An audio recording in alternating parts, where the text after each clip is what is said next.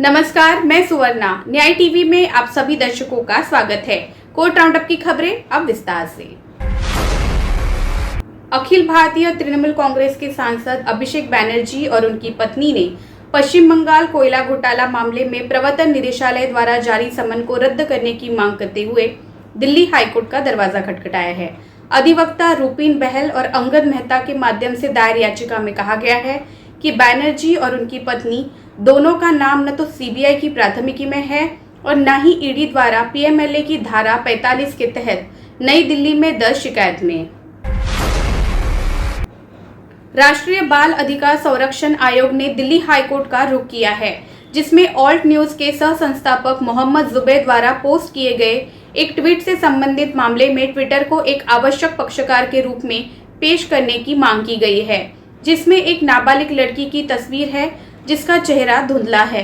ये मामला जुबैर द्वारा पोस्ट किए गए एक ट्वीट से संबंधित है, जिसमें सिंह की प्रोफाइल तस्वीर साझा की गई है, जिसमें वो अपनी नाबालिग पोती के साथ खड़े हैं और नाबालिग लड़की के चेहरे को धुंधला कर ये पूछा कि क्या ये उचित है कि सिंह ने जवाब में उस प्रोफाइल चित्र का उपयोग कर अपमानजनक भाषा का इस्तेमाल किया, जिसमें उनकी पोती भी साथ है।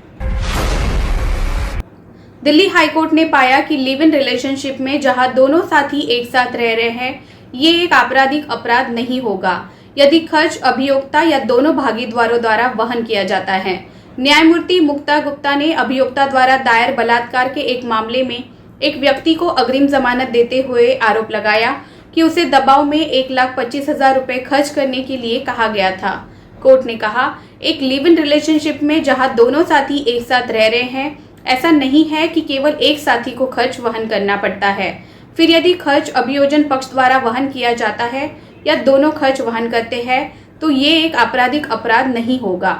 मामले के तथ्य ये है कि सितंबर 2017 में पीड़िता नौकरी की तलाश में दिल्ली आई थी, जिस दौरान उसकी मुलाकात याचिकाकर्ता से हुई। आरोप है कि याचिकाकर्ता ने पीड़िता पर उसके माता पिता को शादी के लिए मनाने का दबाव बनाया। बाद में उसके माता पिता अगस्त 2019 में शादी के लिए राजी हो गए। त्रिपुरा हाईकोर्ट ने शुक्रवार को कहा है कि सरकार की दोषपूर्ण प्रणाली या दोषपूर्ण सॉफ्टवेयर के कारण मृत्यु प्रमाण पत्र प्राप्त करने में नागरिकों को कष्ट नहीं होना चाहिए। न्यायमूर्ति अरिंदम लोध की पीठ अभिजीत गौन चौधरी की याचिका पर सुनवाई कर रही थी, जिसकी पत्नी की बैंगलोर में मृत्यु हो गई और उसने सभी आवश्यक दस्तावेज जमा करके अपनी पत्नी का मृत्यु प्रमाण पत्र जारी करने के लिए अगरतला नगर निगम में आवेदन किया था।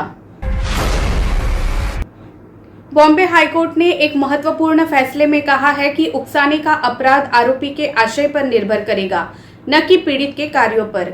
न्यायमूर्ति भारती डांगरे ने एक व्यक्ति की 17 वर्षीय भतीजी को बालकनी से कूदकर आत्महत्या के लिए उकसाने के आरोपी एक व्यक्ति को जमानत देने से इनकार करते हुए कहा कि दुष्प्रेरण के मामलों में उकसाने को आत्महत्या के आसपास की परिस्थितियों से इकट्ठा करना होगा।